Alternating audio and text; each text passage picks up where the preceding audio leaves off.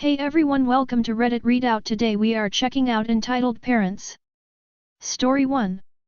Ever point out something your mother did wrong and you get the silent treatment as a result? Yeah, we're on day 4 of this BS. So, when I was younger, and did something bad, my mother had this annoying as fuck habit of lecturing me until I was almost blue in the face. This would be fine if she only did it once. She'd lecture me for an hour or so, leave me alone, get a second wind and come right back at me half an hour later. Then I'd get the silent treatment for a day or so. I'd dare to ask her something and she'd find a way to go right back to that same lecture a few more times until I got tired of hearing it. After apologizing so many times, acquired a bored monotone, she'd get enraged, and the lecture reset switch was flipped. Now that I'm older, and she does something wrong, I correct her once, and sometimes before I can get the sentence out of my mouth, she gets irritated saying, I got it, basically trying to shut me up. I point out the hypocrisy, she goes silent. Usually when I come to visit we talk all the time. Once I pissed her off, however, she refused to say a word for 3 fucking hours. I refused to act like I gave a damn and just left. She has not said a word to me in 3 days. And she usually calls me 4 to 5 times a day.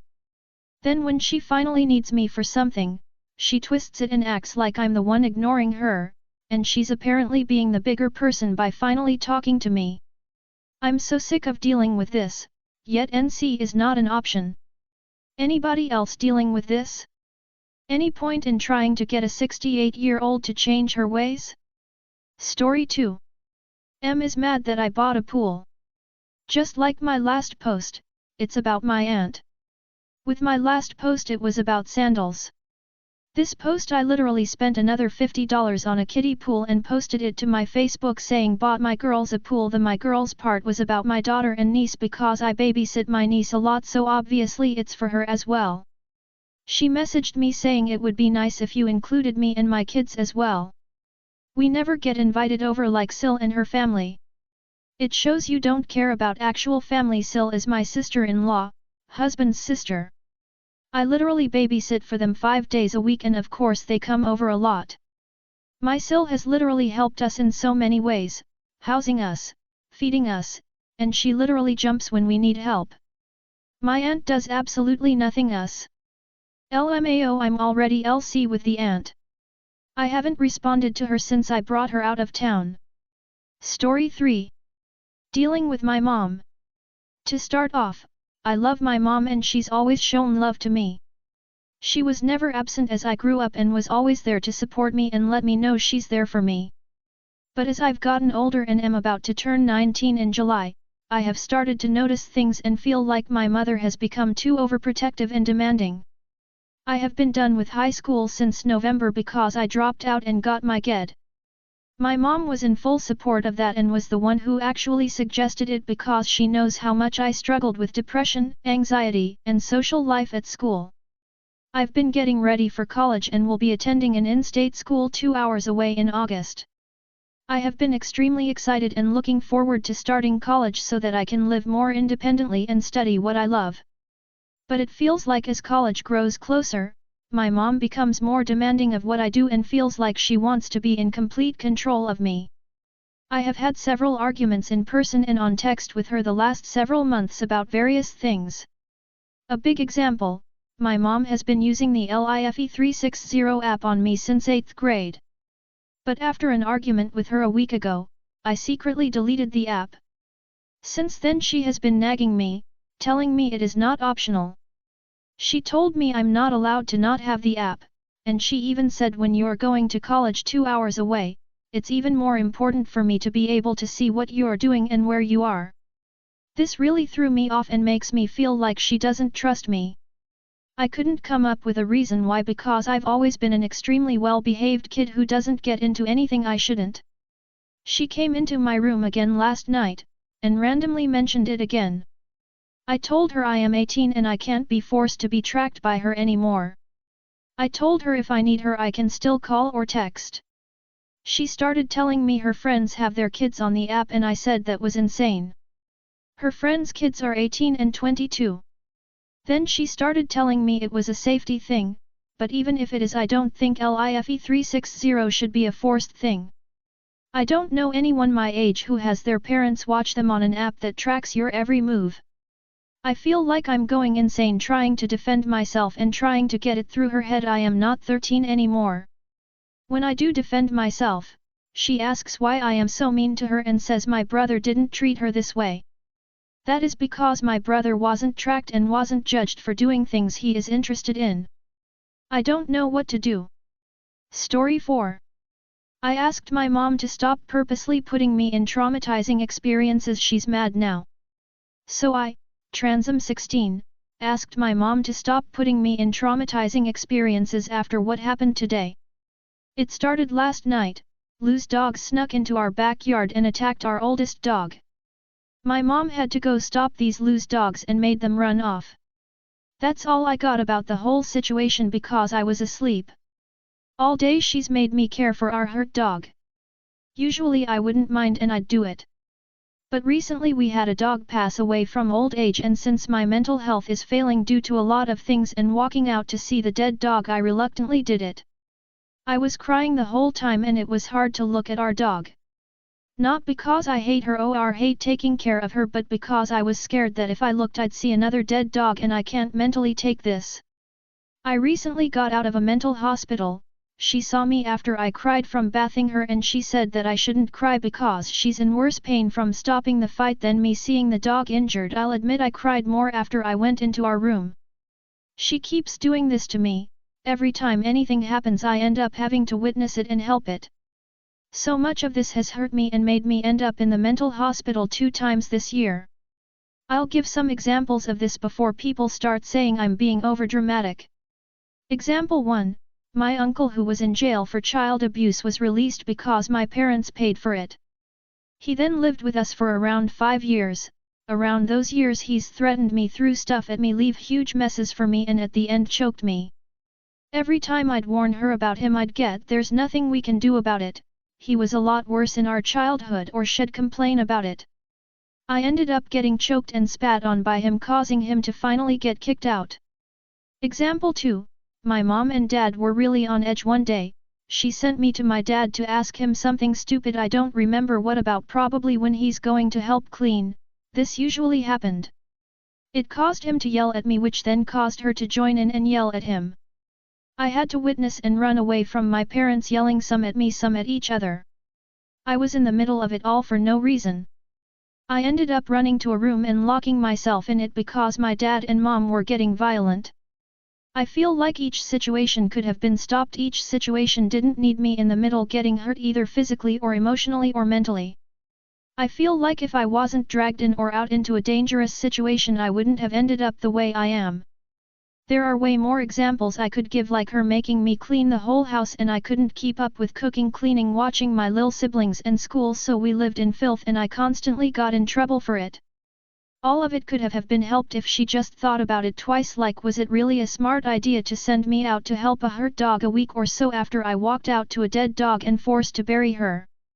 So I asked her if she could stop doing this, stop putting me in these situations. I feel like it's hurting me and I can't take getting so bad I try to commit again and end up in the mental hospital. She just got mad, said that I'm so disrespectful, etc the usual, and that she had it worse and is not talking to me now. Like she says I can open up to her, and when I do try, when I express how I feel and that some things I mentally can't take, it's this: I'm in the wrong, I'm the bad person, I'm getting the quiet shoulder.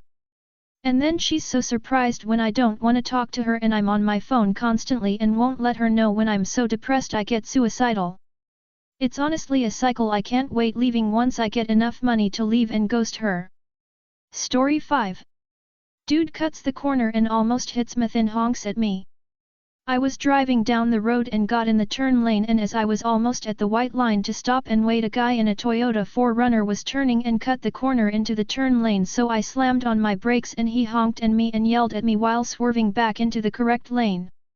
I was like, damn bro, sorry I was in your way, but maybe turn into the correct lane. Story 6. I was just trying to take care of my mom, now I'm living out of a hotel. So this is long and ongoing.